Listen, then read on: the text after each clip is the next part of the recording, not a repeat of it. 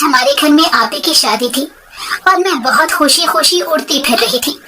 कितने अरमानों से यह दिन आया था। शादी का इंतजाम हमारे घर के करीब ही एक पार्क में किया गया था।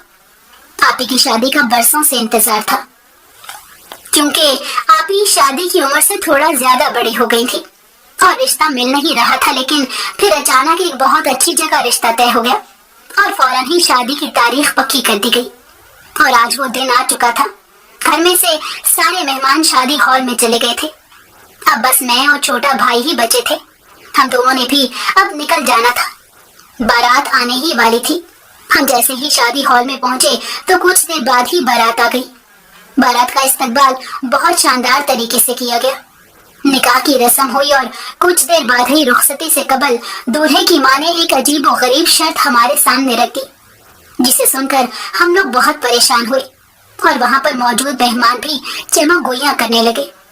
ऐसा न पहले कभी देखा था न सुना था, लेकिन अब जबकि उन्होंने शर्त रख दी थी और उनका इसरार था कि वो शर्त भी पूरी की जाए, तो हम एक दूसरे की तरफ देखते रह गए। मेरा नाम नताशा है और आपी का नाम शुमाइला है। मेरी उम्र 24 साल हो चुकी है, लेकिन आपी मुझसे भी 3 साल बड़ी हैं। आपी की उम्र 27 साल हो चुकी है। इंटर के बाद आपी ने पढ़ाई को खैराबाद कह दिया था, क्योंकि उन्हें पढ़ाई का इतना शौक नहीं था। वो बेकिंग और कुकिंग में किस्मत आजमाना चाहती थी। वो अपना एक छोटा सा होम सेटअप बनाना चाहती थी, जिससे वो बिजनेस कर सके। हम सबने आपी को सपोर्ट किया था। अब हम भी यही चाहते थे कि अगर आपी का रुझान इस तरफ है तो लाजमी ये काम करे। सो आपी ने घर पर ही कुकिंग और बेकिंग का छोटा सा सेटअप बना लिया और लोगों को होम डिलीवरी करने लगी। पापा आपी के इस बिजनेस में उनके साथ साथ थे और आपी को मुकम्मल सपोर्ट कर रहे थे। पापा डिलीवरी दे आते थे और आपी ऑर्डर के मुताबिक खाना तैयार कर लेती थी। हमारा अच्छा सिस्टम चल रहा था। पापा की वैसे भी एक कंपनी में नौकरी थी, उनकी तनख्वाह भी अच्छी थी, इसलिए हमें रुपए पैसे की कोई परेशानी नहीं थी। जैसे ही आपी का बिजनेस थोड़ा फैला तो पापा ने एक राइडर रख लिया था, जो हर ऑर्डर के हिसाब से पेमेंट लेता और खाना दे आता। मैं अभी इंटर में ही पढ़ रही थी जब आपी ने यह बिजनेस शुरू किया था। मुझे पढ़ने का बहुत शौक था और मैं मास्टर्स करके किसी अच्छे से कॉलेज में लेक्चररशिप करना चाहती थी। उन्हीं दिनों में घर में मामा पापा ने आपी के लिए रिश्ता देखना शुरू कर दिया। हालांकि आपी ने कहा भी कि अब मेरा बिजनेस चलने लगा है, मुझे कुछ वक्त दे ताकि मैं उसे अच्छे से सेटल कर लूं। लेकिन मामा पापा ने कहा कि शादी के लिए यही मुनासिब वक्त है, बाकी अपना शौक बाद में पूरा करती रहना। मामा पापा के इसरार पर आपी ने नीम रजामंदी जाहिर कर दी और जोरों शोर से आपी का रिश्ता देखना शुरू कर दिया गया। हर एक को आपी के रिश्ते के लिए कहा गया कि अगर नजरों में हुआ तो जरूर बताना। लेकिन न जाने क्या बात थी, आपी दिखने में भी प्यारी थी और पहनने ओढ़ने का सलीका भी था। पढ़ी लिखी भी थी और हुनरमंद भी थी, लेकिन फिर भी आपी का रिश्ता कहीं पर भी नहीं तय हो रहा था। किसी न किसी वजह से बात बनते बनते रह जाती। जब हमें ये लगता कि ये रिश्ता बिल्कुल पक्का हो जाएगा, तभी बात किसी न किसी वजह से रह जाती और हम देखते ही रह जाते। 4 साल मामा पापा आपी का रिश्ता देखते रहे। कभी कोई किसी वजह से रिजेक्ट कर जाता और कभी कोई रिश्ता मामा पापा को पसंद नहीं आता। आपी अब बहुत चिड़चिड़ी हो गई थी। इस सूरत हाल से घर में एक अजीब सी टेंशन बनी हुई थी। आपी अपने आप को मुजरिम सा ख्याल करती और अब तो उन्होंने साफ कह दिया था कि मेरा रिश्ता देखने की कोई जरूरत नहीं है, बल्कि अब आप नताशा का रिश्ता करें, मुझे शादी नहीं करना। आपी ने 2 टोक अंदाज में कह दिया। मामा पापा आपी का दुख समझते थे। मुस्तरद होना और बार बार होना बहुत बड़ी अजियत है और आपी इस अजियत से कई बार गुजरी थी, लेकिन मामा पापा ये बात कबूल करने को तैयार नहीं थे। इसीलिए वो मुसलसल अपनी कोशिशों में लगे हुए थे। लेकिन ये रोज रोज का मुस्तरद होना आपी को न जाने किस जहनी अजियत से 2-4 कर रहा था। हम तो उसका अंदाजा भी नहीं कर पाए थे और आपी जज्बाती तोड़ फोड़ का शिकार हुई थी। उसका अंदाजा हमें उस दिन हुआ जब आपी ने फिर इंतहाई कदम उठा लिया। हुआ कुछ यूं था कि आज भी आपी के रिश्ते के लिए कुछ लोग आए थे। देखने में तो वो फैमिली बहुत अच्छी लग रही थी। मामा पापा के साथ इधर उधर की गुफ्तगू चल रही थी कि अचानक उन आंटी ने कहा कि अपनी बेटी को तो बुलवाएं। मामा कहने लगी, जी जरूर, मैं अभी बुलाती हूँ। मामा ने आपी को अंदर आने का कहा तो आपी अपने सादा से अंदाज में जाकर सलाम करके बैठ गई। तो लड़के की माँ कहने लगी, लड़की तो अच्छी है आपकी, लेकिन उम्र काफी बड़ी लगती है। आपी ने यह बात सुनकर मामा की तरफ देखा, लेकिन मामा ने इशारे से उसे चुप रहने को कहा और आपी की जगह खुद जवाब दिया और कहने लगी, नहीं, अभी तो सिर्फ 26 की हुई है। लेकिन आंटी मानने को तैयार नहीं थी। उनका कहना था कि आपी कम से कम भी 32 साल की तो जरूर लगती है। मामा पापा जरा चुप से होकर बैठ गए और फिर वो कहने लगी, आप लोग जहेज में क्या क्या देंगे? इतनी बात सुनना थी कि आपी एक झटके से उठकर कमरे से बाहर चली गई।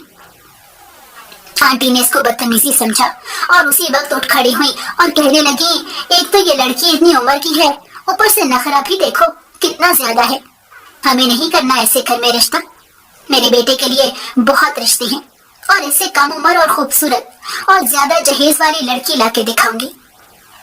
वो आंटी मामा पापा को जैसे धमकाते हुए चली गई। उनके जाने के बाद मामा भी रोने लगे, क्योंकि ऐसी किसी सूरत हाल का सामना पहले कभी नहीं हुआ था। लेकिन आज तो हद ही हो गई थी। आपी भी अलग अपने कमरे में बंद हो गई थी और पापा मामा अलग परेशान से बैठे हुए थे। घर का माहौल बहुत अजीब हो गया था, लेकिन मैं सबको नॉर्मल करने के लिए इधर उधर की बातें करती रही। फिर मैंने जल्दी से रात के लिए खाना बनाया और उन सबको टेबल पर आने का कहा। मामा पापा तो कुछ देर बाद हाथ धोकर आ गए। मैंने आपी को भी आवाज दी और बाहर आने को कहा, लेकिन आपी ने दरवाजा नहीं खोला। मैंने 2-3 बार दरवाजा खटखटाया भी, लेकिन अंदर से कोई जवाब नहीं आया। मैंने परेशानी से पापा की तरफ देखा तो वो भी नजरें चुरा गई। हमारा ख्याल था कि आपी कमरा बंद करके रो रही होंगी, लेकिन अब तो इस बात को 4 घंटे हो चुके थे और आपी ने अभी तक दरवाजा नहीं खोला था। खाने के बाद मैंने दोबारा आपी के कमरे का दरवाजा खटखटाया और जोर जोर से आवाजें भी दी, लेकिन आपी ने इस बार भी कोई जवाब नहीं दिया। मुझे अब सही मायनों में तशवीश होने लग गई थी, इसलिए मैंने पापा से कहा कि मुझे कुछ अच्छा महसूस नहीं हो रहा, आप किसी तरीके से दरवाजा तोड़ दें। मुझे ऐसे बहुत टेंशन हो रही है। अब तो पापा भी घबरा गए थे, क्योंकि आपी ने कभी ऐसा नहीं किया था। इसलिए पापा ने और छोटे भाई ने दरवाजा तोड़ दिया। लेकिन दरवाजा टूटते ही जो मंजर नजर आया, उसने हमारे पैरों तले से जमीन सरका दी। आपी सामने ही अपने बिस्तर पर औंधे मुंह गिरी हुई थी। मैं एकदम आगे बढ़ी और उसे सीधा किया। आपी बिल्कुल बेदम थी और उसके मुंह से हल्का सा झाग निकल रहा था। हम बहुत घबरा गए। मैंने परेशान होकर उसकी नब्ज चेकी, जो बहुत हल्की हल्की सी चल रही थी। मैंने पापा से कहा कि यह भी जिंदा है, फौरन अस्पताल लेकर चलते हैं। मामा पापा के तो अपने हाथ पैर फूल गए थे। जवान बेटी को इस हालत में देखना बहुत हौसले का काम था। मैं और पापा उसी वक्त आपी को लेकर अस्पताल भागे। वहां पर इमरजेंसी में उनका ट्रीटमेंट किया गया। डॉक्टर के मुताबिक अगर कुछ देर और गुजर जाती तो शायद आपी का जिंदा बचना नामुमकिन होता। अब भी वो पुलिस केस बना रहे थे, लेकिन पापा की शराफत देखते हुए उन्होंने पुलिस को कॉल नहीं की। आपी को सारी रात अस्पताल में ही रखा गया। सुबह तक उसकी तबीयत काफी बेहतर थी।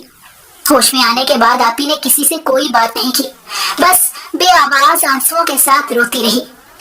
मैंने भी उससे कुछ नहीं कहा, क्योंकि मैं उसके अंदर का कर्ब जानती थी। बार बार किसी लड़की के लिए मुस्तरद होना, जबकि उसमें कोई खामी या बुराई भी नहीं थी, एक बहुत बड़ी अजियत थी और आपी कई बार उस अजियत से गुजर चुकी थी। सुबह डॉक्टर के विजिट के बाद हम आपी को घर ले आए। आपी ने नींद की गोलियां क्या खाई। हमारे घर में तो जैसे उस वक्त मौत का सन्नाटा था। मामा पापा तो खुद को मुजरिम समझ रहे थे कि उनकी वजह से उनकी औलाद आज इस हाल में है, और मैं कभी मामा पापा की हिम्मत बढ़ाती तो कभी आपी को हौसला देती। आपी को इस सूरत हाल से निकलने में 2 से 3 दिन लग गए। तब तक हम लोग भी नॉर्मल रूटीन की तरफ वापस आ गए थे, लेकिन अब गाहे बगाहे मैं आपी को समझाती रहती कि अगर तुम्हें कुछ हो जाता तो मामा पापा क्या करते। उनकी जिंदगी में पहले क्या कम परेशानियां थी जो तुम अब उनको और परेशान कर रही थी और उन्हें औलाद का दुख दे रही थी। मैंने आपी को बहुत समझाया और वो शर्मिंदा सी सर झुकाए बैठी रही, कुछ भी ना कहती। इस वाक्य के बाद आपी काफी खामोश रहने लगी थी। तहाँ एक चीज जो उसने नहीं छोड़ी थी वो था उसका काम। वो अपने काम के मामले में बहुत ईमानदार थी और वक्त पर उसे मुकम्मल कर लेती। कुछ दिन शर्मिंदगी की हालत में रहने के बाद एक दिन आपी ने मामा पापा के पास जाकर हाथ जोड़कर उनसे माफी मांग ली। मामा पापा भी शायद इसी इंतजार में थे। आपी को बढ़कर सीने से लगा लिया और तीनों ऐसे रोने लगे जैसे आज ही किसी की मौत वाक़या हुई हो। उसके बाद घर में सब कुछ नॉर्मल हो गया। मामा पापा अब रिश्ते की बात करते हुए भी झिझकते थे, इसीलिए मैंने भी उन्हें मना कर दिया कि आपी की ज़हनी हालत के पेश नजर अभी कुछ अरसे के लिए आप कोई रिश्ता न देखें और ना ही किसी को अपने घर बुलाएं। मेरी बात उनकी समझ में आ गई थी, इसीलिए उन्होंने दोबारा रिश्ते के लिए कोशिश नहीं की। आपी के बाद मेरा नंबर था, लेकिन मुझे अभी शादी करना ही नहीं थी, क्योंकि मैंने अब मास्टर्स कर लिया था और अपने मुख्तलिफ कॉलेजेस में लेक्चररशिप के लिए अप्लाई कर रही थी। मेरा शौक था कि मुझे गवर्नमेंट कॉलेज में ही नौकरी मिल जाए। मेरी ओवरऑल परफॉर्मेंस बहुत अच्छी थी और नुमाया नंबरों से मैंने हर शोबे में कामयाबी हासिल की थी। मैं नौकरी ढूंढ रही थी और घर वाले आपी का रिश्ता ढूंढ रहे थे कि उन्हीं दिनों में आदिल भाई का रिश्ता आपी के लिए आया था। हमारे मोहल्ले में ही जानने वाले थे जिनके तवस्सुत से ये रिश्ता आया था। पापा ने कहीं मस्जिद में बैठे हुए उनसे रिश्ते के बारे में कहा था, क्योंकि उन अंकल से पापा की अच्छी दोस्ती थी। तो उन्होंने अपनी रिश्ता करवाने वाली का बताया, जिसके पास एक रिश्ता था। लड़का डॉक्टर था और अच्छा खासा कमा लेता था। पापा ने उन्हें कहा कि वो लड़की वालों को किसी भी दिन बुलवा लें, ताकि वो आकर एक बार शुमाइला को देख लें। अगर उन्हें वो पसंद आती है तो हम रिश्ते की बात आगे चलाएंगे। उन अंकल ने भी हामी भर ली और ठीक 2 दिन बाद लड़के वालों को घर का टाइम दे दिया गया। शाम की चाय पर उन्हें इनवाइट किया गया था। मामा और पापा ने अच्छा खासा इत्तेमाम किया था। हमें पूरी उम्मीद थी कि ये रिश्ता पक्का हो जाएगा, इसीलिए हमने तैयारियां भी उसी हिसाब से की थी और वही हुआ जिसकी हमें उम्मीद थी। उन्हें आप ही पसंद आ गई थी। लड़के के माँ बाप और लड़का खुद साथ मौजूद था। मेहमानों की अच्छी खातिर मदारत की गई और खुशखबरियों के दौरान एक दूसरे के साथ जरूरी मामलात का तबादला भी किया गया। आप ही भी डरते झिझकते जब मेहमानों के सामने आई, क्योंकि उन्हें एक खौफ था कि शायद आज भी रिश्ता रिजेक्ट हो जाएगा। लेकिन आपी के बैठने की थोड़ी देर बाद ही उन्होंने आपी के सामने ही रिश्ते के लिए हाँ कर दी और आपी के हाथ पर शगुन के तौर पर कुछ पैसे रख दिए। मामा पापा का मुंह खुले का खुला रह गया, क्योंकि उन्हें उम्मीद नहीं थी कि इतनी जल्दी ये रिश्ता तय पा जाएगा। इसीलिए उन्होंने उस वक्त कोई भी एतराज नहीं किया। यूं आपी शर्मा कर अंदर चली गई और आदिल भाई के साथ आपी का रिश्ता पक्का हो गया। मैं खुद भी आपी के लिए बहुत खुश थी। आखिर उसके सब्र का इनाम उसे मिलने वाला था। एक पढ़ा लिखा अच्छा डॉक्टर उसका नसीब बनने वाला था। वहीं पर बैठे बैठे लड़के वालों ने मामा पापा को भी अपने घर पर इनवाइट कर लिया और अगले जुम्मे को हम सब ने लड़के की तरफ जाना था। हमने भी अपने शायने शान लड़के के लिए कुछ तैयारी कर ली थी और जुम्मे के रोज मैं और मामा पापा आदिल भाई की तरफ चले गए। लड़के का घर बार बहुत अच्छा बना हुआ था और दुनिया की तकरीबन हर चीज उसके घर में मौजूद थी। मैं और मामा पापा घर बार देखकर बहुत खुश हुए। लड़का भी बहुत इखलाक और मोहब्बत से मिला। सब कुछ ठीक था, सब अच्छा लग रहा था। इसीलिए वहीं पर बैठे बैठे आदिल भाई की माँ ने कहा, बहन जी, मैं आपसे कोई जरूरी बात करना चाहती हूँ। उम्मीद है आप मेरी बात समझेंगी। उन्होंने अम्मी को मुखातिब करके कहा तो मामा कहने लगी, जी जरूर कहिए, क्या बात है। तो आदिल भाई की अम्मी कहने लगी, दरअसल मैं बीमार रहती हूँ, शुगर और ब्लड प्रेशर की पेशेंट हूँ। कब तबीयत खराब हो जाए कुछ पता नहीं चलता। इसीलिए मैं चाहती हूँ कि आदिल की दुल्हन को घर ले आऊं और उसका बसता हुआ घर देखकर मैं सुकून से मर सकूं। मेरी सिर्फ आपसे यही गुजारिश है कि हमें जल्द शादी की तारीख दे दे। आदिल की अम्मी ने कहा तो मामा पापा की तरफ देखने लगी, क्योंकि ये फैसला मामा अकेले नहीं ले सकती थी। इसीलिए उन्होंने पापा की राय जानना चाहिए।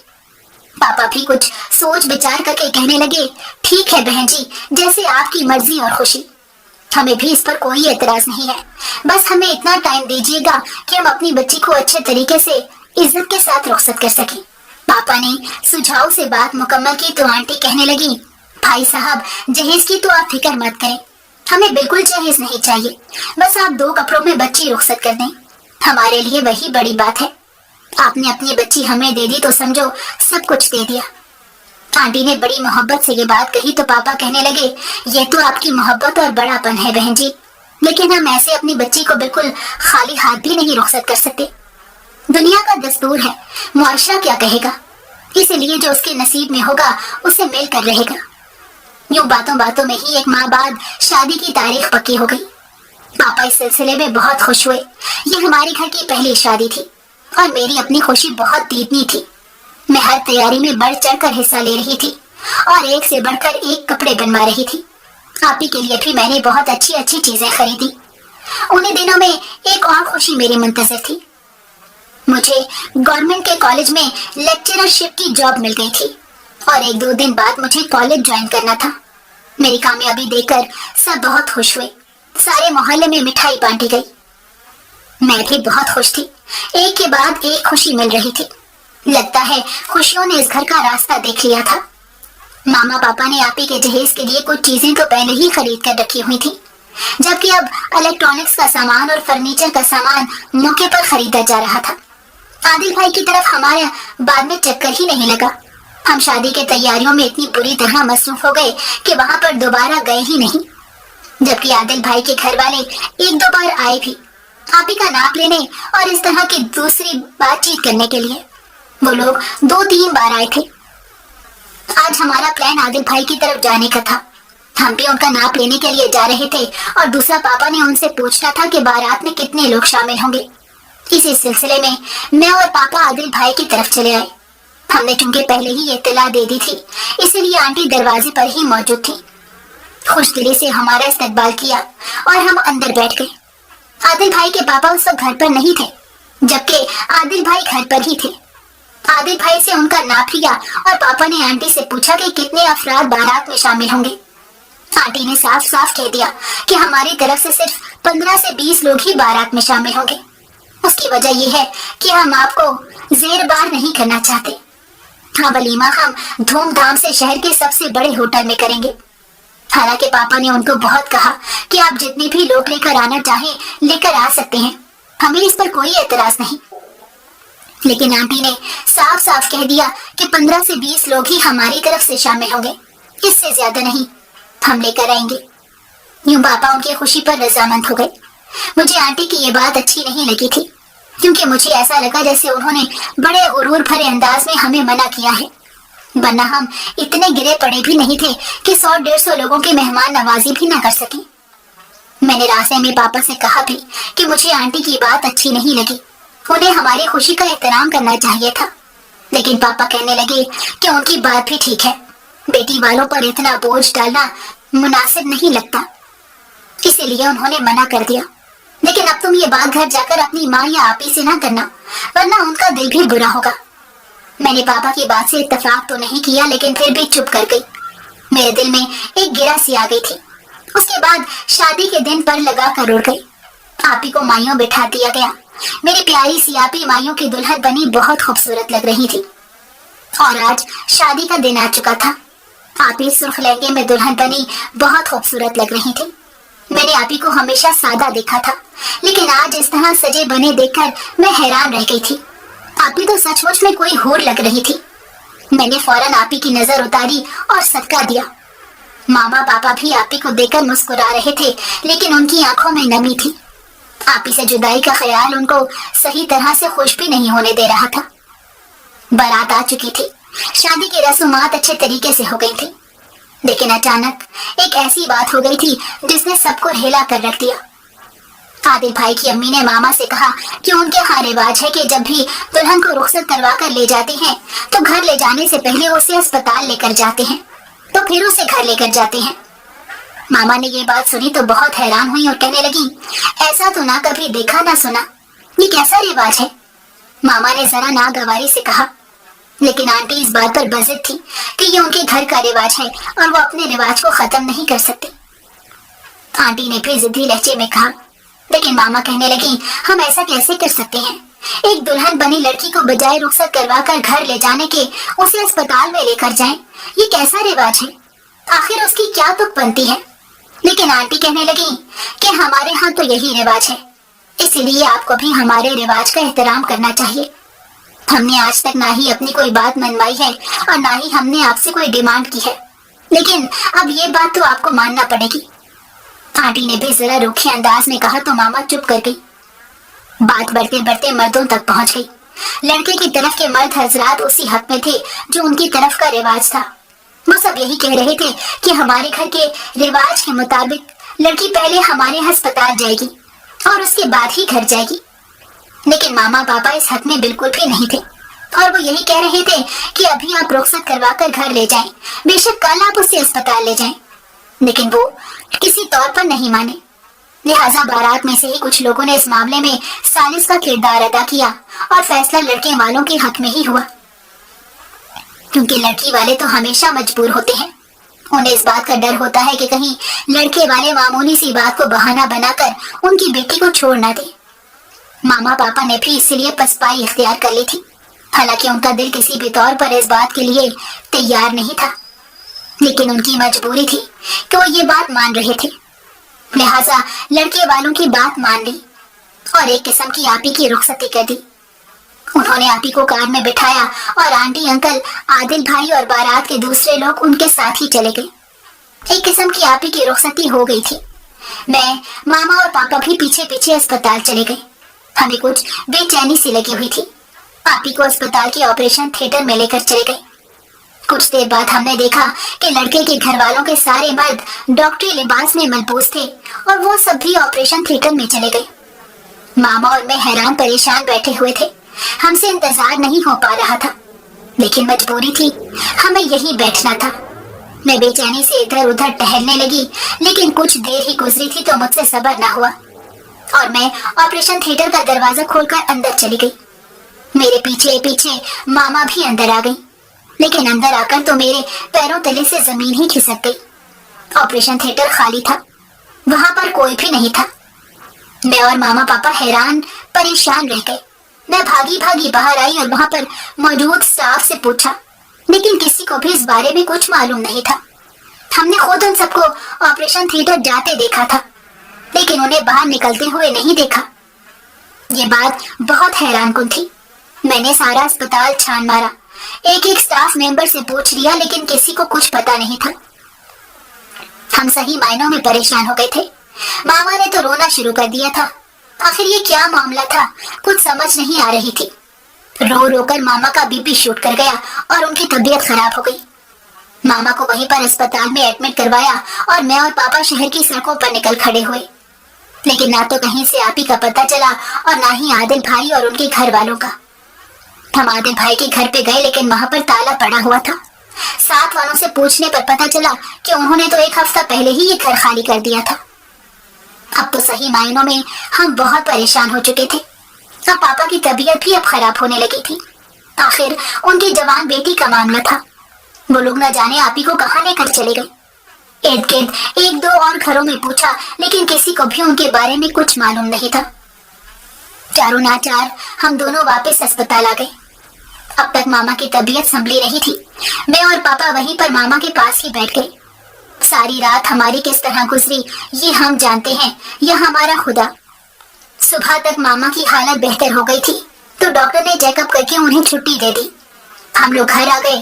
خالی گھر سائیں سائیں کر رہا تھا۔ ہم دونوں ٹی وی لاؤنج میں ایسے بیٹھ گئے جیسے کہ اپنی ساری جمع پونجی لٹا بیٹھے ہوں۔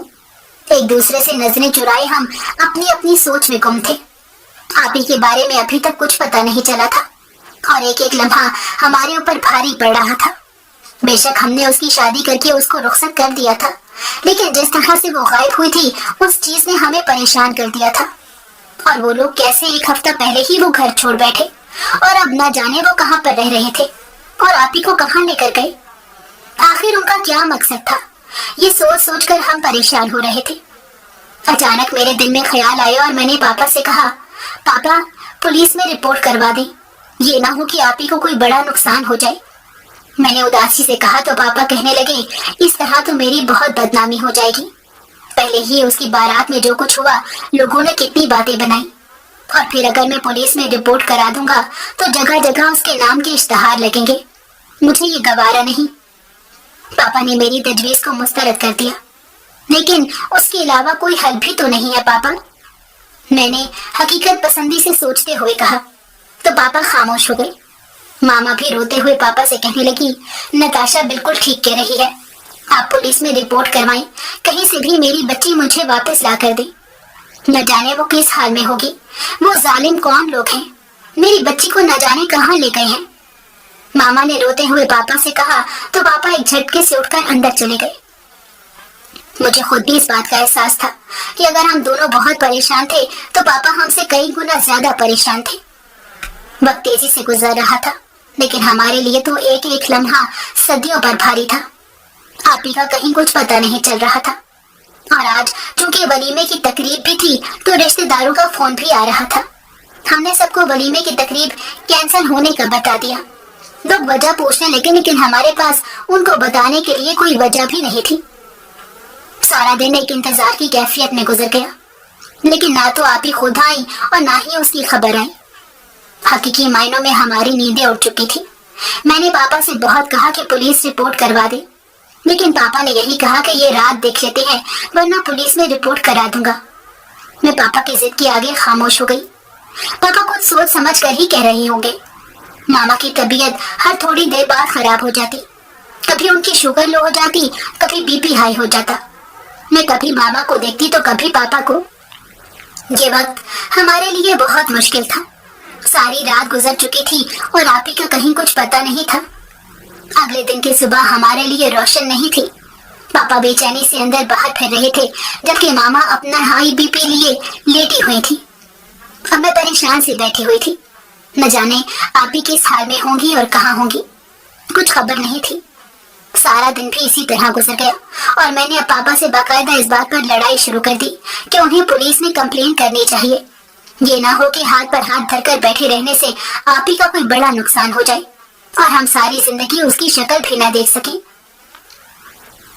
پاپا بھی اب میری بات سے متفق لگ رہے تھے۔ قریب تھا کہ وہ تھانے چلے ہی جاتے کہ اتنی دیر میں دروازے پر دستک ہوئی۔ میں نے حیرانی سے پاپا کی طرف دیکھا، پتہ نہیں اس وقت کون آ گیا ہے۔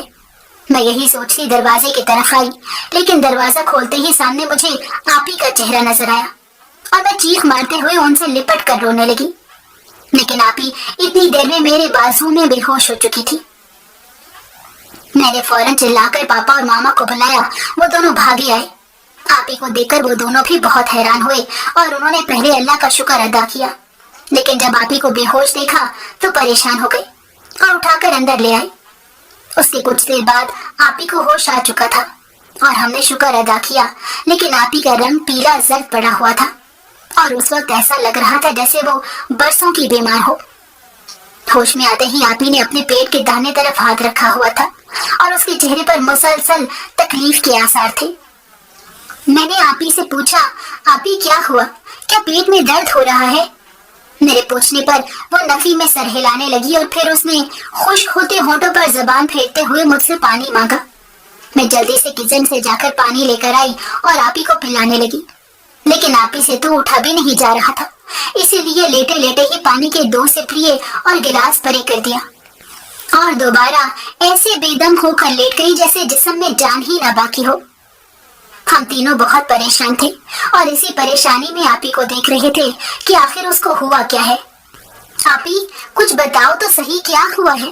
تم اتنی تکلیف میں کیوں ہو؟ تمہارا چہرہ اتنا زرد کیوں ہو گیا ہے؟ کیا بات ہے؟ میں نے آپی سے پوچھا تو آپی نے آہستہ سے کہنا شروع کیا۔ آپی کی کہانی میں اسی کی زبانی سناتی ہوں تاکہ آپ کو صحیح سے پتہ چل سکے۔ مجھے رخصت کر کے جب ہسپتال لے جایا گیا تو سیدھا آپریشن تھیٹر میں لے گئے۔ میں یہ دیکھ کر بہت ڈر گئی تھی اور پریشانی سے بار بار پوچھ رہی تھی کہ آخر مجھے یہاں پر کیوں لے کر آئے ہیں، لیکن میری بات کا کوئی بھی جواب نہیں دے رہا تھا اور مجھے حقیقتاً بہت پریشانی ہو چکی تھی۔ اتنے میں عادل اور اس کے گھر والے آپریشن تھیٹر میں ہی چلے آئے اور ان میں سے کسی ایک نے مجھے کچھ سنگھا کر بے ہوش کر دیا۔ اس کے بعد مجھے کچھ ہوش نہ رہا، نہ جانے وہ کس طرح مجھے اسپتال سے نکال کر لائے اور کس طرح مجھے ایک خالی مکان میں لے گئے۔ مجھے اس بارے میں کچھ خبر نہیں، لیکن جب مجھے ہوش آیا تب ہلکی ہلکی بندی آنکھوں سے میں نے دیکھا کہ ایک پرانا سا گھر تھا جو ابھی شاید زیر تعمیر تھا۔ وہاں پر مجھے ایک اسپتال کے بستر کی طرح کے بستر پر لٹایا گیا تھا اور میرے پاس ایک میز کے اوپر کچھ چیزیں پڑی ہوئی تھی جس طرح کے ڈاکٹری آلات ہوتے ہیں۔ मैंने आदिल को अपने ऊपर झुके हुए देखा था, लेकिन मुझे उस वक्त कोई एहसास नहीं था, क्योंकि मैं शायद किसी दवा के जरिए असर थी और मैं तब तक दोबारा बेहोश हो चुकी थी। और फिर न जाने कितने घंटों के बाद मुझे होश आया तो तेज दर्द का एक जानलेवा एहसास मेरे पूरे वजूद में दौड़ उठा। मैं बेख्तियार अपनी दाहिनी तरफ हाथ रखकर जोर से चिल्लाई, लेकिन शायद वहां पर उस वक्त कोई मौजूद नहीं था, वरना मेरी चीख सुनकर कोई तो आता।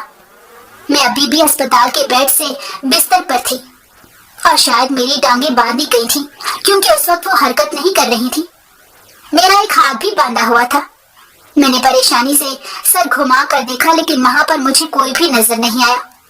ये जगह भी अजीब सी थी और यहाँ पर कोई था भी नहीं। खौफ का एक गहीर एहसास मेरे पूरे वजूद में दौड़ गया। जितनी कुरानी आयत मुझे याद थी, मैं उनका विर्द करने लगी, लेकिन मुझे यहाँ से निकलने की कोई सूरत समझ नहीं आ रही थी। और मेरे वजूद के दाहिनी तरफ से जो दर्द उठता था, उसकी लहरें पूरे जिस्म में ऐसे दौड़ रही थी जैसे मेरी एक एक रग को काटती जा रही हो। ऐसी बेबसी और दर्द में डूबे एहसास में न जाने कितना वक्त गुजरा कि फिर शाम को मैंने आदिल को देखा। वो मुझे ही देखने आया था। मैंने उससे पूछा कि आखिर तुम मेरे साथ क्या कर रहे हो? मैं तुम्हारी बीवी हूँ, तुमने मेरे साथ ये क्या किया है? लेकिन वो कहने लगा, तुम मेरी बीवी नहीं हो, मैंने तो ये शादी अपने मकसद को हासिल करने के लिए की थी। उसने अजीब से लहजे में कहा तो मैंने पूछा, मकसद? कैसा मकसद? तो वो कहने लगा, मैं इंसानी आज़ा का कारोबार करता हूँ और जवान लड़कियों की आज़ा बेचता हूँ। जब मेरे पास डिमांड आती है तो मैं उन्हें महंगे दामों फरोख्त करता हूँ। कवारी लड़कियों के आज़ा बहुत पसंद किए जाते हैं, गुर्दा, जिगर वगैरह लोग हंसकर खरीदते हैं, क्योंकि ये आज़ा किसी न किसी को डोनेट करने के भी काम आते हैं और फिर दवाइयों में भी इस्तेमाल होते हैं और मेकअप बनाने के सामान भी इन्हें इस्तेमाल किया जाता है। मेरे पास अब एक कमारी लड़की के गुर्दे की डिमांड थी, इसीलिए मैंने तुमसे शादी करने का नाटक किया और तुम्हारा ये गुर्दा निकाल कर महंगे दामों बेच दिया। अब तुम तब तक मेरे पास हो जब तक मेरे पास दूसरा गुर्दे की डिमांड नहीं आ जाती। उसके बाद मैं तुम्हें मार कर कहीं भी दफन कर दूंगा और तुम्हारे घर वाले तो मुझ तक पहुंच ही नहीं सकेंगे। उसकी इतनी सफाकियत पर मैं शर्मसार रह गई। कुछ देर बाद आदिल वहां से चला गया और मुझे सोचने का मौका मिल गया। मैं वहां से भाग जाना चाहती थी, मैं उसी तरह यहाँ पर नहीं मर सकती थी, इसलिए मैं इर्द गिर्द नजर घुमाकर भागने का सोच रही थी, लेकिन मुझे तो रस्सी के साथ बांधा गया था। मेरे एक हाथ की रस्सी जरा ढीली थी, वो शायद इसलिए थी कि मैं अपने करीब पड़ी कोई चीज उठा सकूं। इसलिए मैंने कोशिश करके मुझसे कुछ दूर ही कैंची पड़ी हुई थी, उसे पकड़ लिया और एक एक करके अपनी हाथों पैरों की रस्सियां काटने लगी। कुछ देर की मेहनत और तकलीफ बर्दाश्त करने के बाद मैं वो रस्सियां काटने में कामयाब हो गई और फिर मैं वहां से भाग निकली। ये जगह शहर से बहुत दूर थी, मेरा एक गुर्दा भी नहीं था और जख्म भी कच्चा था। मुझे भागते हुए भी मुश्किल पेश आ रही थी, लेकिन मैं किसी न किसी तरह सड़क किनारे पहुंच गई और वहां से लिफ्ट लेकर घर चली आई। आपी ने अपनी दुख भरी दास्तान सुनाई तो हम सब अपनी जगह पर हैरत में घिरे रह गए। कैसे लोग थे जो इतने जालिम और इतने सफाक, किस तरह से वो लड़कियों के साथ ऐसे करते हैं, इतने घिनौने खेल खेलते हैं। शुक्र है कि आपी बच गई, अभी सिर्फ एक गुर्दा ही गया था, वरना तो न जाने आपी के साथ क्या करते। पापा उसी वक्त उठकर बाहर कहीं चले गए। मुझे मालूम था वो कहाँ गए हैं। जो काम वो पहले नहीं कर रहे थे अब वो करने गए हैं। पापा पुलिस में रिपोर्ट करवाने गए थे। आपी को उन सब में निकलने में बहुत वक्त लगा। उसका जिस्मानी नुकसान तो जो हुआ सो हुआ, लेकिन ज़हनी तौर पर भी वो बहुत ज्यादा डिस्टर्ब रही। इस सारे वाक़े को 1 साल हो चुका था। पापा की खास कोशिशों से आदिल पकड़ा गया था और आपी ने उसे पहचान कर उसके खिलाफ एक मजबूत केस कर दिया था। जल्द ही उम्मीद थी कि आदिल अपने बाकी साथियों का नाम और पते भी बता देगा और उन सबको भी सख्त से सख्त सजा मिलेगी। आदिल के पकड़े जाने के बाद आपी अब जिंदगी की तरफ लौट आई थी। उसने दोबारा से अपने खाने का काम शुरू किया और अब उसने एक छोटा सा रेस्टोरेंट बना लिया। अपनी इनफरादियत के बिना पर उसका रेस्टोरेंट दिनों में ही चलने लग गया। मैं एक कॉलेज में लेक्चररशिप कर रही थी। मामा पापा ने अभी कभी हमारे सामने शादी की बात नहीं की। आपी को तो भूल कर भी शादी का नाम नहीं लेती थी। उसका यही कहना था उसकी शादी होनी थी हो गई, اب دوبارہ کوئی اس سے یہ ذکر نہ کرے۔ اور رہی میں تو میں اس انتظار میں تھی کہ مجھے اگر پاپا جیسا مرد ملا تو میں ضرور شادی کر لوں گی، ورنہ اس طرح بھی زندگی گزارنے میں کوئی مذائقہ نہیں۔